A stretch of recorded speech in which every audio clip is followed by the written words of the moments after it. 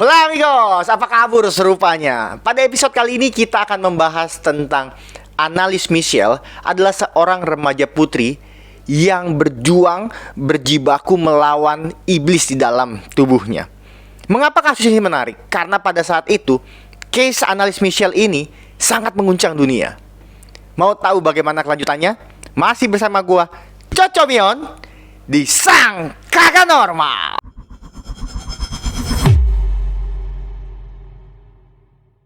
Annalise Michel lahir pada tanggal 21 September 1952 di Liebfing, Jerman. Dia adalah anak keempat dari 3 bersaudara.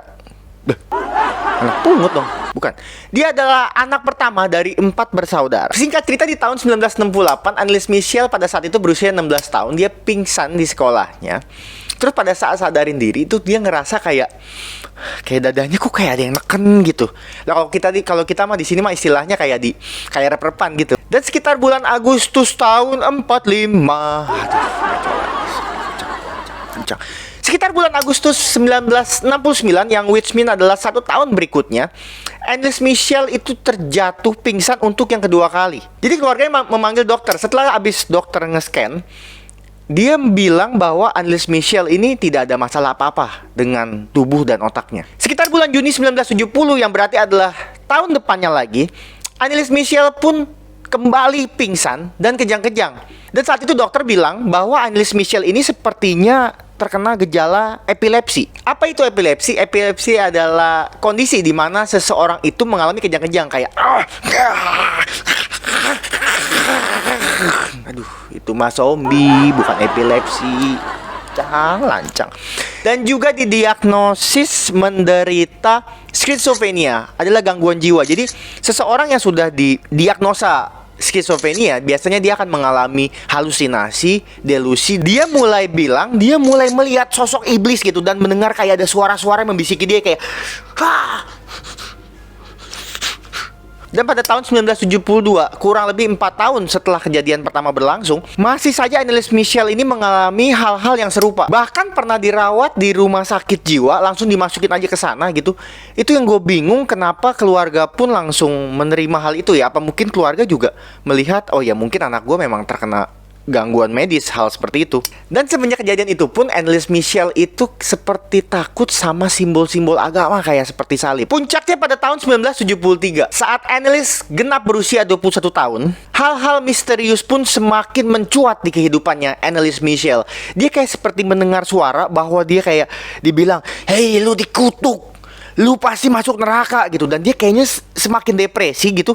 Kayak dia semakin nggak kuat ngadepin kehidupan ini sendirian, dan dia rasanya mau bunuh diri. Pernah satu saat ibunya Annalise Michel itu melihat bahwa anaknya sedang menatap patung Bunda Maria gitu, dengan mata yang sepenuhnya hitam. Dan ibunya juga melihat seperti Annalise Michel itu mengeluarkan cakar di tangannya. Dan satu waktu pun saat malam hari, Annalise Michel mendengar kayak suara ketukan di pintunya. Dan bukan cuma dia aja gitu, kayak satu keluarganya pun mendengar gitu suara ketukan itu. Juga tiba-tiba Annalise Michel kayak seperti mendapat satu kekuatan yang besar gitu. Dia bisa melempar adiknya gitu kayak jauh banget, terus meremas apel gitu dengan satu tangan gitu sampai kayak muncrat prot. Dari hal tersebut, ibunya langsung meminta tolong kepada pemuka agama yang dikenal sebagai seorang pakar pengusir setan yang bernama Father Rothwick. Ibunya menceritakan kepada Father Rothwick hal-hal tersebut terjadi, tapi Father Rothwick menolak karena harus mendapat izin dari keuskupan. Tapi ada kabar beredar bilang bahwa Father Rothwick ini sudah melihat bahwa ini ada sesuatu yang sangat aneh di dalam tubuh si Annalise Michel ini. Maka ibunya pun meminta tolong kepada pemuka agama setempat, yaitu adalah Pastor Arnold Renz dan Pendeta Ernst Alt. 24 September 1975, pengusiran setan pertama dilakukan oleh Pastor Arnold Renz dan Pendeta Ernst Alt, dan ritual berlangsung selama 10 bulan, terdiri dari 67 sesi, di mana satu sesinya itu bisa berlangsung selama 4 jam, dan selama 1 minggu itu dilakukan 1 sampai 2 kali sesi. Nah, selama sesi ritual yang dilakukan oleh kedua pastor dan pendeta itu, Annalise Michel itu sebenarnya masih mengkonsumsi obat-obatan yang diberikan oleh dokter yang untuk mengatasi epilepsi dan skizofrenia itu. Tapi Annalise Michel itu minta ke pastor dan pendeta itu agar dia boleh nggak sih dia nggak mau minum lagi nih obat-obatannya. Karena yang dia rasa adalah kalau dia misalkan minum obat-obatannya, dia kayak nggak gitu berdaya gitu buat ngelawan roh-roh jahat yang di dalam tubuhnya. Dan akhirnya permintaannya pun dikabulkan. Proses eksorsis ini semakin hari pun semakin tidak terkendali. Anneliese Michel itu bisa kencing, terus dia kayak ngejilat kencingnya sendiri, terus ngerobek pakaiannya gitu, terus ngamuk, terus menggonggong kayak anjing. Terus dia pernah makan laba-laba gitu, menggigit bangke kepala burung sampai putus, membenturkan kepala ke tembok sampai sekeras-kerasnya. Mari kita akan saksikan beberapa eksorsisme alias pengusiran setan yang dilakukan terhadap Anneliese Michel.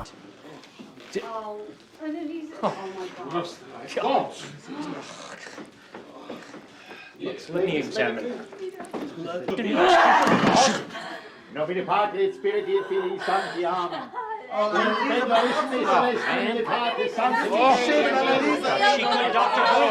She could be seizing right now.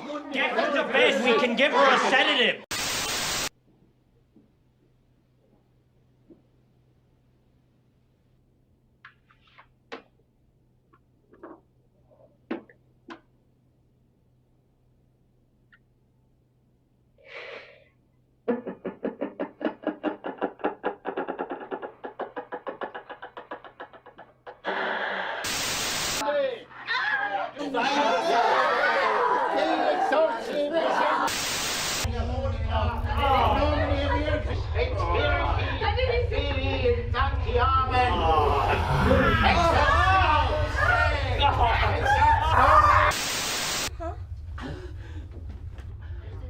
Shall we?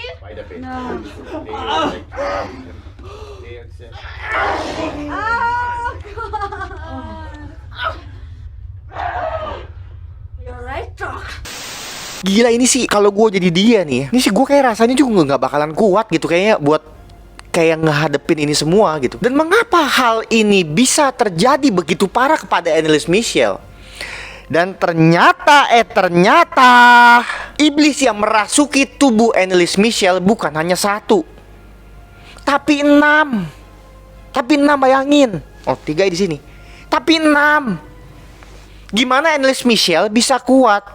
Konon katanya iblis di tubuh ini berebut untuk menjadi juara memenangkan tubuh si Anneliese Michel. Mungkin aja karena Anneliese Michel ini memang dari dulunya memang terkenal religius ya, bahwa teman-temannya saat diwawancara bilang bahwa Anneliese Michel ini memang orang yang religius. Pada 30 Juni 1976, saat malam hari, si Anneliese Michel ini memohon ampun kepada pastor dan pendetanya gitu.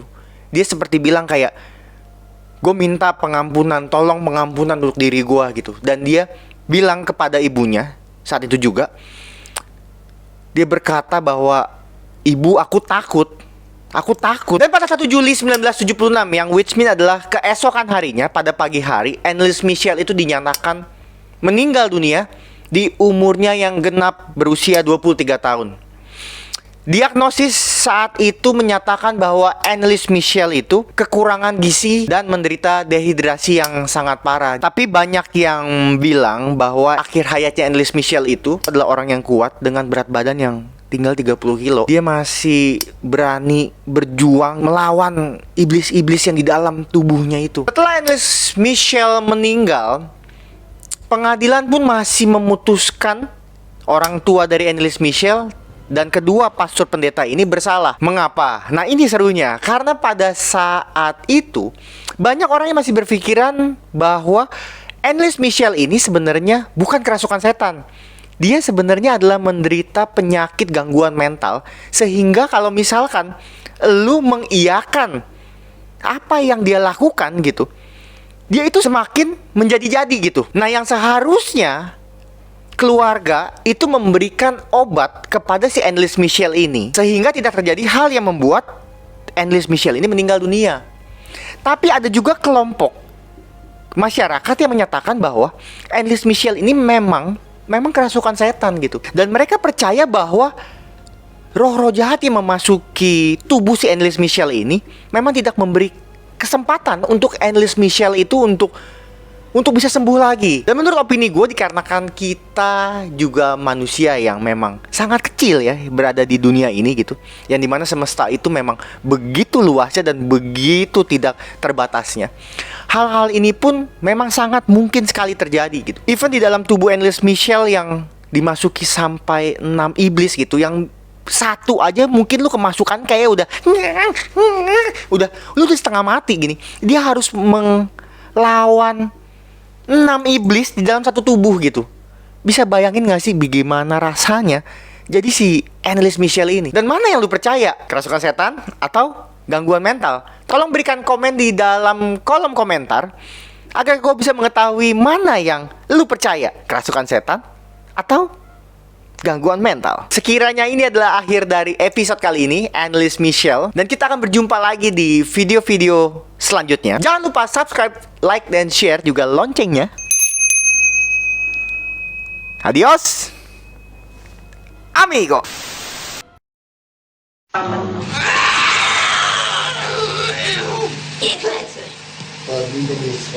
Nein, mir Klötze.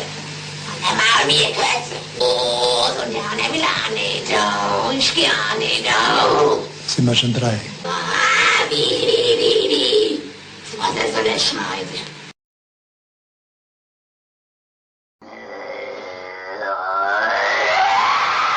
Als Kind Gottes. Ich hab einen Moderschlag.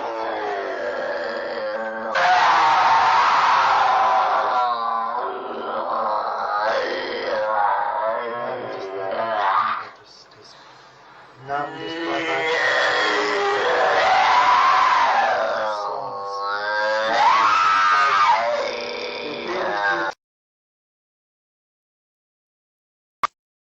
Die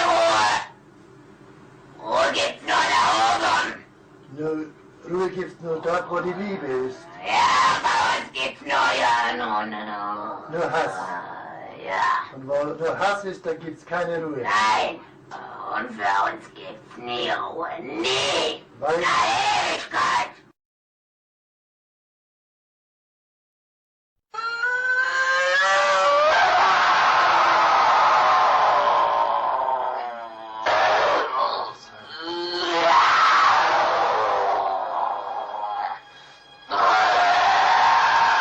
Und jetzt bin ich verdammt.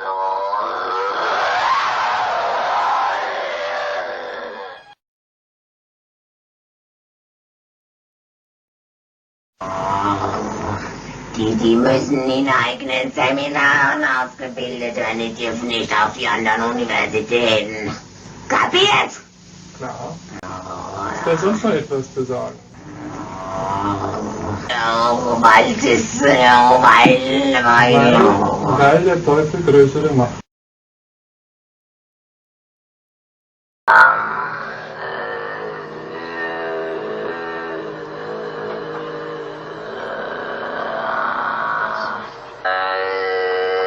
im Namen deines seligen Jungfrau, im Namen Jesu, befehle ich dir auszufahren.